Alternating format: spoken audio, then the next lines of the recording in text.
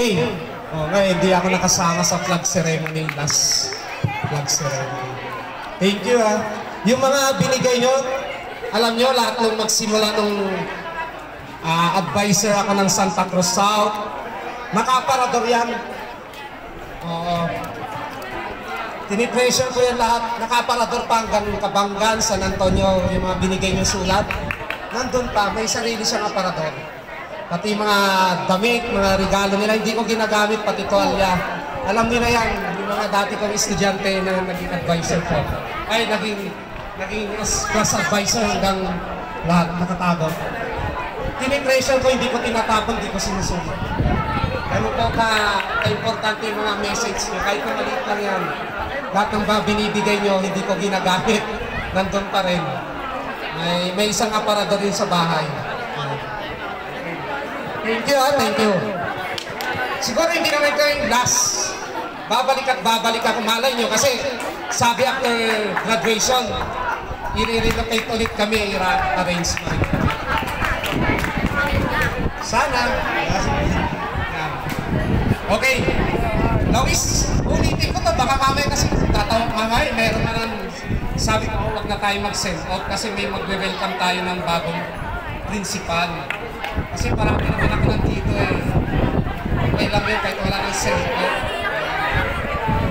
Kasi dapat i-welcome natin yung bagong principal natin. Lawis National High School has been a significant part of my life. From Santa Cruz South, Kabanggan National High School, to San Antonio San National High School. Siguro ito yung sabi ko na pinakamalaking part ng buhay ko. Bakit kaya? Sinasabi ko na 25% ng buhay ko nandito na. Sa 75, hindi ko na alam kung saan, pero sinasabi ko 25%. Bakit? It was here that I was given a second chance of life.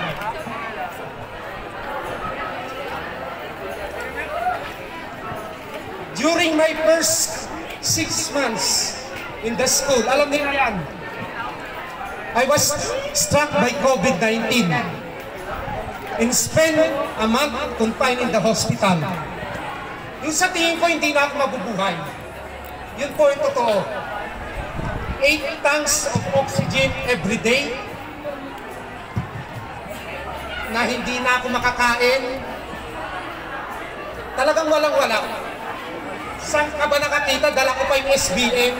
Habang ginagawa, dala ko pa yung laptop ko. May COVID ako doon. Fortunately, kasi kasama ko yung misis ko din na COVID. Pero ako talaga yung tinamaan ng bilateral pneumonia. Diba, kalilipat ko pa lang, tinamaan na ako dito sa lawis ng COVID-19. Alam ko hindi na ako mabubuhay kasi June 5 pa lang, birthday ko, nagpapaalam na ako at nagpabili na ako ng paglagyan ng abo ko. Pero siguro natulungan ako doon sa SBM na kachat-chat sa akin na kailangan kong tapusin yung ISMEA. At that time, I thought I would not survive. Pero nandun yung lawis. Nakita ko na suportahan nila ako. Diba? The following year, the school community mourned with me after passing of my mother. Pagkatapos naman ng COVID, namatay naman yung mother ko. This made me decide to transfer to a school closer to home. Kasi kailangan ko mag-alaga ng kapatid ko, kuya ko, na na-stroke. So nagre-request na ako panahon-panahon na magka-transfer na ako ng Santa Cruz. Kasi 7 years na ako hindi makapunta-punta sa aking bayan. Saan ka ba? Pinatapon na ako sa Kabanggan, pinapunta na ako sa San Antonio. Pero alam nila, ito sa lawis hindi ko ni-request na pumunta dito. Pero bigla na lang nilagay ako rito. But in a sudden turn of events, I was given the opportunity to serve as the school head of Lawis National High School. After namatay si mother ko, after napa-opera ko, bigla na lang kinabukasan, akong designation as a school head. Kasi dati department head. Hindi ko kailanman pinangarap maging school head. Pero bigla na lang, siguro ayaw akong paalisin ng Diyos. Dito ka pa. Siguro yung second life na sinasabi ko na gusto ko nang mamatay, nagpapaalam na ako, siguro may mission pa ako. Adjusting to my new role was not an easy from being a department head to a school head. The transition was challenging. Naalala ko nung binigay ni Ma'am Connie, halos matupi ko yung susi na gawa ni Ma'am Crescent. Sabi ko, hindi ko kaya. Bakit? Kasi 2 years ako naging department head nila, alam ko yung problema nila. Ikaw ba, saan ka nakakita na naging department head, na school head? Ang hirap mag-adjust. Kasi kilala ko sila. Lahat ng problema nila, pinaparating sa akin. Sino ako ng department head? Wala naman akong magawa. Pero sabi ko, ang laki ng challenge nung naging school head ako. Inaatas nila sa akin ganung problema. I understood the struggle of teachers and students when I was still a department head. And as a school head, I made it my mission to address those challenges. At nakita naman nila yung pakunti-kunti na nagawa. Hindi ko na masasabi pero makikita nyo rin naman dito.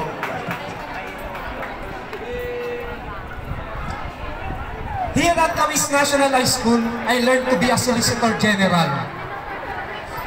Constantly seeking donations and resources to support the school. Hindi ko hinahayaan yung guro kasi alam ko ang guro ay sa pagtuturo. As a school leader, ito yung naisip ko, ako dapat ang gumalaw at susunod na lang sila.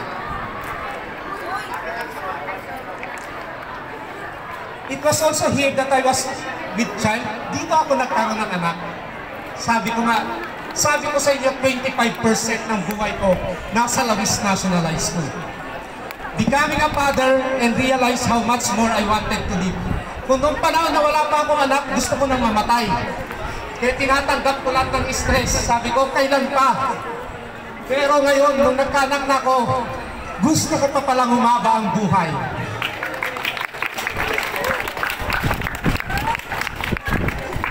I am deeply grateful to Lawis National High School for giving me the opportunity to showcase my abilities as a school leader.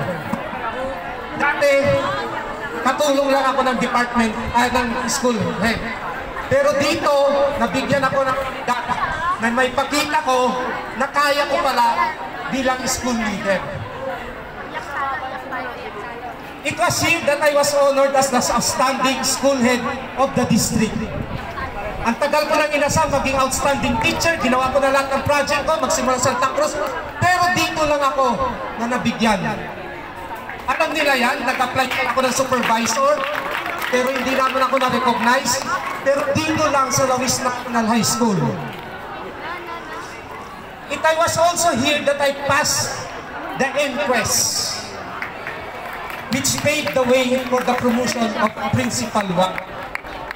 Ika nga, di ba masasabi ko, 25% ng buhay ko nandito.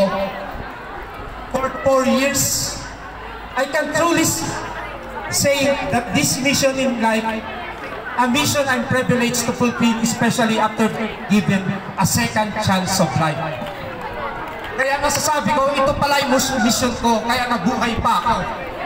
Kasi sa dami ng iba, gusto na namamatay agad. Ito bakit sabi ko, binigyan nyo pa ako ng pangalawang pagkakataon. Anong purpose ko? Dito ko nakita sa Lawis National High School. Lawis National High School has been a significant part of my journey, shaping nearly 25% of my life enduring the greatest challenges to reaching the peak of my success. Alam nyo, Lawis, kung ano yung mga pinagdaanan natin sa 4 na taon. Hanggang sa huling-huli, may pinagdadaanan. At alam ko, nandyan pa rin, nalalaman ko, na kahit palis na ako, may dumarating pa rin challenges. Naririnig ko yan. Hindi pa pala tapos. Pero ipapasa ko na sa susunod. Hindi, nandito pa rin naman ako. Naririnig ko yun. Thank you to all my teachers and students, parents and stakeholders, kay Pastor Noel, sa ating PTA President, kay Ma'am Adeline, sa ating mga stakeholder, Madre Rita, Bukana, courtesy kay Ma'am Wayne, Chong's Bake Shop, sino pa ba hindi ko nabanggit mamaya, yung mga LGU, kay Mayor, di ba rin makikita pa rin kami ni Mayor? Let us continue the project and initiatives we have started together. Ako ang humihingi ng tulong sa inyo, kahit magbago ng leader, nandiyan pa rin kayo na ipagpapatuloy na iwan nating mga proyekto. Pati sa mga estudyante. Alam ko, naging close ko kayo mga estudyante. Saan kayo nakakita? Lahat, in-interview ko, inamoy ko yung pati mga paa nyo. Alam ko yan. Kung yung mga problema nyo, alam ko. Inisa-isa ko kayo dyan. Pero sana, ipagpatuloy nyo yung pagbabago nyo. At sa mga guro, iparating nyo sa bagong leader kung ano yung mga proyekto pa na pwede pa natin ipagpatuloy. Di ba rin makikita rin naman kami?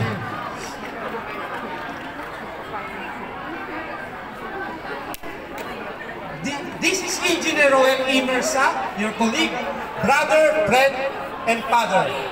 As a temporary bid farewell, I want to remind everyone that this is not goodbye, but a pause until we meet again. Good luck sa journalism, campus journalism. Good luck sa Festival of Talent. Good luck sa zonal meet, sa provincial meet.